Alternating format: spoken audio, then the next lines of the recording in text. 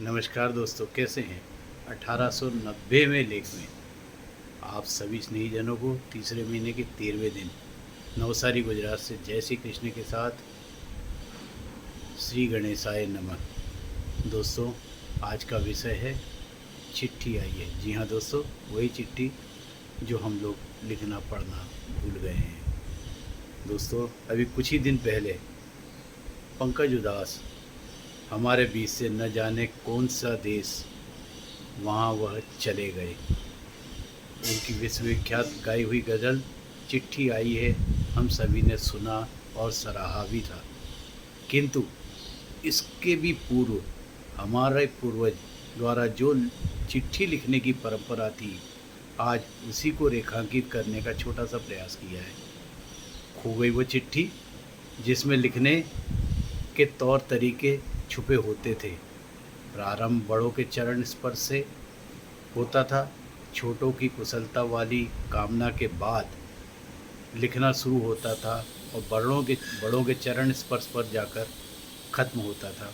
इस प्रारंभ और अंत के बीच लिखी होती थी पूर्व लिखे पत्र के बाद वाली जिंदगी की विस्तृत व्याख्या। घर में ही नहीं, अड़ोस पड़ोस में जन्मे नन्हे मुन्ने के आने की खबर को जरूर लिखा जाता था।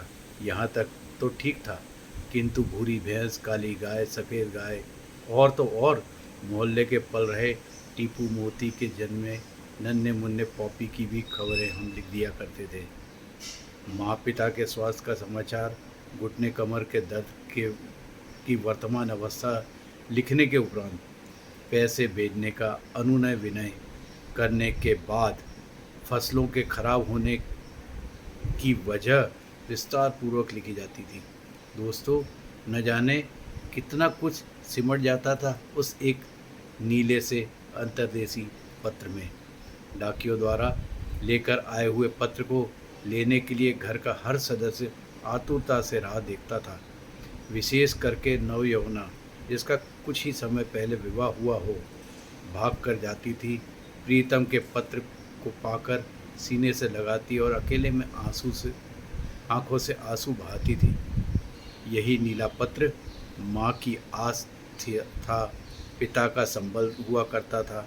इसी पत्र के अंदर बच्चों का भविष्य भी छिपा होता था और गांव का गौरव भी होता था।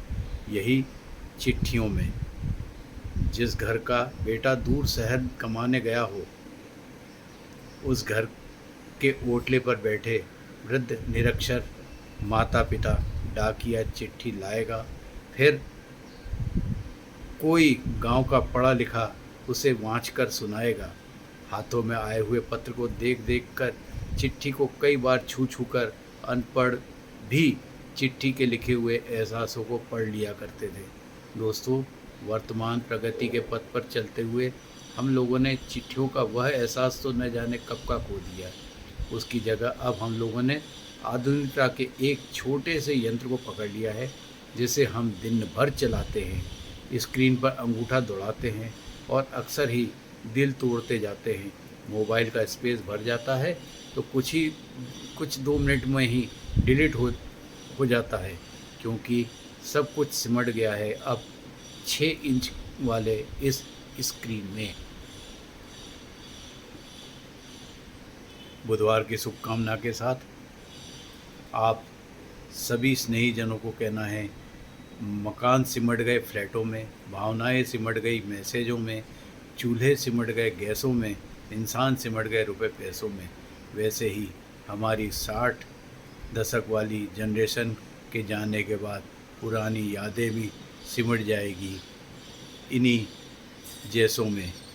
त्यौहार का युवा मित्रों को पुरानी यादों के पत्र से और हम उम्र स्नेही जनों को उनकी पुरानी यादों के झरोखे से श्री गणेशाय नमः के उपरांत नमस्कार।